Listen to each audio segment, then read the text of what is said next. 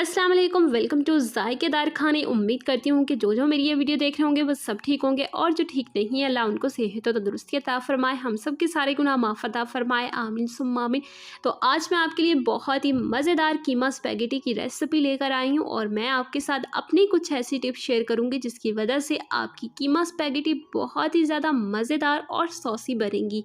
लेकिन वीडियो शुरू करने से पहले आपसे गुजारिश है कि अगर आप चैनल पर नए हैं तो प्लीज़ चैनल को सब्सक्राइब कर दीजिए और वीडियो को आपने पूरा देखना है ताकि आपसे कोई भी स्टेप मिस ना हो सके। तो चलिए बनाते हैं ये मज़ेदार सी स्पैगेटी बनाने के लिए सबसे पहले हमें स्पैगेटी को बॉईल करना होगा। तो यहाँ पर मैंने उसके लिए चूल्हे पर पानी गर्म होने के लिए रख दिया है। अब हम इसमें 1 खाने का चम्मच शामिल करेंगे नमक डालने के बाद ना हमने पानी को अच्छे से बॉईल दे लेना है।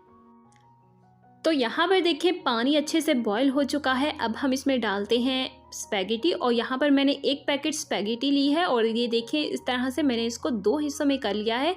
अगर आप ज़्यादा लंबे साइज़ की स्पैगेटी खाना चाहते हैं तो आप इसको बीच में से मत तोड़िएगा, बल्कि वैसे ही इसको बॉईल कर लीजिएगा।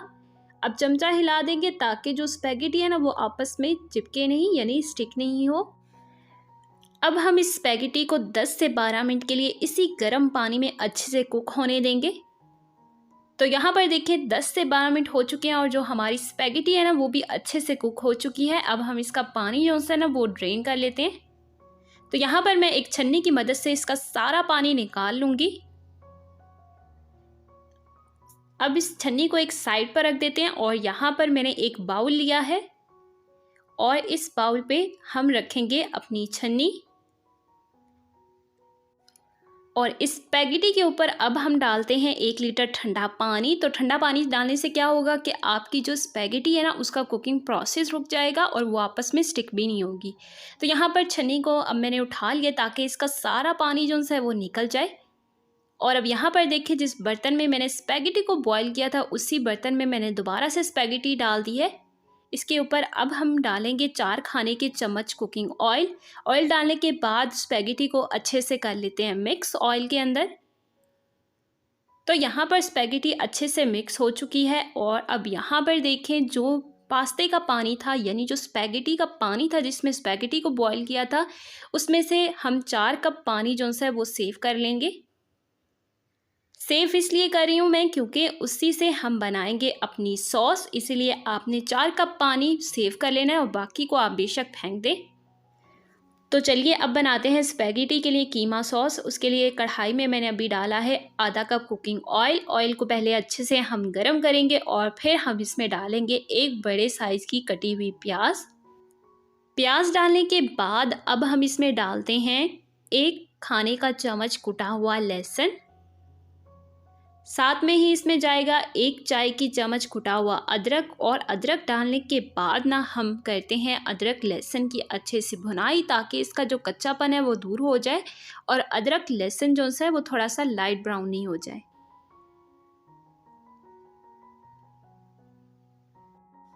तो यहाँ पर देखें अदरक लहसुन जो है ना अच्छा सा थोड़ा सा लाइट ब्राउन हो गया है। अब हम इसमें डालेंगे आधा किलो बीफ का कीमा।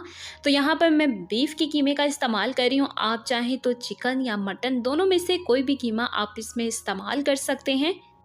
इसके साथ अब हम इसमें नमक डालते हैं हस्बे ज़रूरत, 1 तेज़पत्ता और 1 खाने का चम्मच हम इसमें डालेंगे कुटी हुई हरी मिर्चें डालने के बाद अब हम इस कीमे की अच्छे से भुनाई करेंगे। अच्छे से हमने इस कीमे को भूनना है और आप देखेंगे कि जैसे जैसे आप भूनते जाएंगे ना कीमे को, वैसे वैसे कीमा जो है ना पानी छोड़ेगा अपना, क्योंकि हमने इसमें नमक शामिल किया है। तो हमें इतनी देर इसको भूनना है जब तक कि ये जो पानी होगा ना कीमा जो छोड़ेगा वो ख़त्म नहीं हो जाए।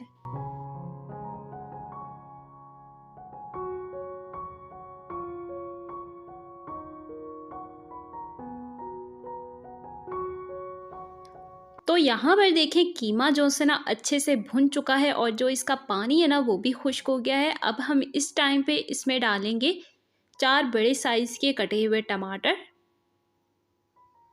साथ में ही हम इसमें डालेंगे 1 कप टोमेटो केचप डालने के बाद 1.5 चाय की चम्मच हम इसमें लाल मिर्च पाउडर डाल देते हैं, 1 चाय की चम्मच हल्दी पाउडर और फिर अब हम इस कीमे को दोबारा से अच्छे से भूनेंगे जब तक कि टमाटर जो से ना वो सॉफ्ट नहीं हो जाते। तो बहुत ही अच्छे तरीके से हमने इस कीमे की भुनाई करनी है ताकि हमारी जो स्पैगेटी है ना वो भी बहुत ज़्यादा मज़ेदार बने। तो आप देखेंगे जैसे जैसे आप कीमे को भूनते जाएंगे वैसे वैसे कीमा जो है अपना ऑयल छोड़ेगा। तो बस हमने उस टाइम तक इंतज़ार करना है जब तक कि कीमा अपना ऑयल नहीं छोड़ देता। तो यहाँ पर देखें कीमे ने अच्छे से ऑयल छोड़ दिया है। अब इस टाइम पे हम इसमें डालेंगे बॉईल की हुई स्पैगेटी का पानी जो हमने 4 कप पहले सेव करके रखा हुआ था। इसको अच्छे से मिक्स कर लेते हैं और साथ में ही अब यहाँ पर आधी चाय की चम्मच हम इसमें गरम मसाला डालेंगे। दोबारा से इसको अच्छे से मिक्स कर लेते हैं। अब हम इसमें एक बॉयल आने देंगे। तो यहाँ पर बॉयल आ चुका है। अब मैंने इसको कवर कर दिया और कवर करने के बाद ना हम इसको आधे घंटे के लिए लो टू मीडियम फ्लेम पर हम इसको पकने देंगे कीमे को। तो यहाँ पर आधे घंटे के बाद मैंने इसको दम से उतार दिया और चूल्हे की आंच को मैंने थोड़ा सा तेज़ कर दिया है क्योंकि अभी मुझे सॉस जो सी थोड़ी सी पतली लग रही थी।